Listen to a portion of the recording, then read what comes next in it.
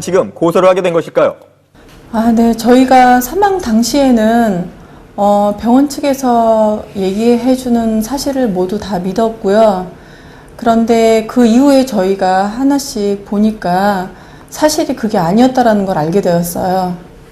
결정적인 건 저희 이모님 수술을 담당하신 선생님께서 본인이 수술을 하는 도중에 십이지장 벽이 얇아졌고 건드리고 밀치고 하는 수술 과정에서 얇아져서 이제 십이지장이 천공이 된 거라고 인정을 하셨습니다.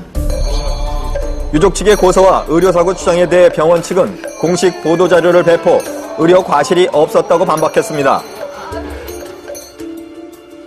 그렇다면 논란의 쟁점이 되고 있는 유족 측과 병원 측의 입장 차이는 무엇일까요?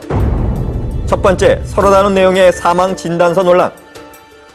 문제가 된 사망 원인이 다른 두 장의 사망 진단서인데요. 비뇨기과에서 발급된 진단서에는 신우암, 그리고 외과에서 발급된 진단서에는 십이지장 천공으로 적혀 있습니다. 이 문제에 대해 병원 측은 이는 유족들이 외과 쪽 사망 진단서 외에 보험금 청구를 위해 신우암에 대한 내용이 포함된 비뇨기과 사망 진단서를 요구해 발급된 것이라고 주장했습니다. 이에 대해 유족 측은 각각 사망 원인 내용이 다른 것은 허위 진단서라고 주장했습니다. 사망 당시는 외과에 계셨기 때문에 외과 선생님이 사망 진단서를 발급을 해주셨고요. 그리고 그 이후에 저희가 보험사 제출용으로 진단서가 필요한 거였어요. 진단서를 발급받으러 갔는데 사망 진단서를 또 발급을 해주셨어요. 그래서 저희는 그냥 또 발급을 해주셨기에 저희는 그냥 받아왔어요. 근데 그게 저희가 변호사하고 상담을 했을 때 변호사를 통해서 그게 허위 진단서라는 거를 알게 되었고 변호사님께서 그 부분을 지적을 해주셔서 저희도 알게 되었어요. 이같이 양측은 두 장의 진단서에 대해 큰 입장차를 보였습니다. 두 번째, 로봇 수술 후유증 논란. 유족 측은 결정적 사망 원인 중 하나로 로봇 수술로 인한 십이지장 천공 후유증을 들었는데요. 사실 저희는 그 로봇 수술에 대한 후유증이나 그런 부작용이나 그리고 의료 사고가 날 수 있다는 거를 조금이라도 알았으면 아마 저희는 로봇 수술을 하지 않았을 거예요.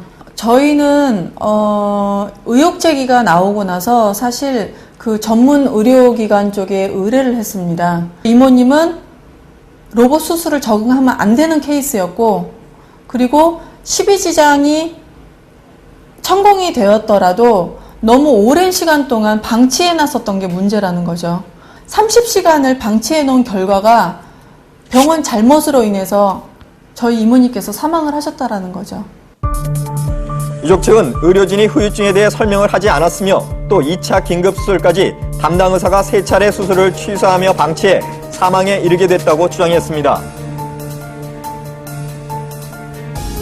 이에 대해 병원 측은 수술 직후 가족에게 수술이 어려웠던 상황, 추후 항암 치료 등에 관한 사항도 수술실에서 설명했다고 주장했습니다.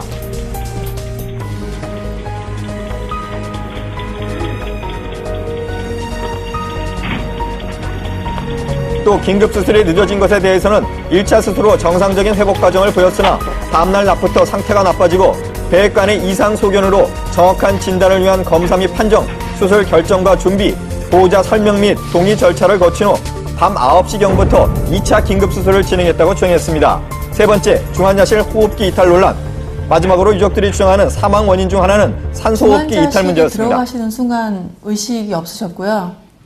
그리고 호흡기 이탈되면서는 이제 뇌사가 되셨는데 병원 측에서 설명해 주시기에는 호흡기는 빠질 수 있다라고 설명을 해주셨어요.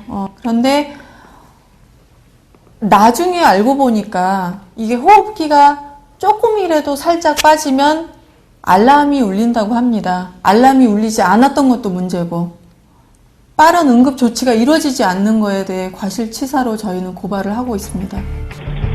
이에 대해 병원 측은 즉시 의료진이 재삽관을 시도하며 산소 공급을 위한 차선의 방법으로서 마스크를 통해 고단위의 산소를 공급하는 등 적절한 조치가 취해졌다고 주장했습니다.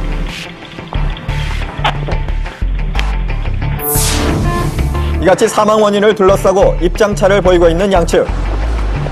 병원 측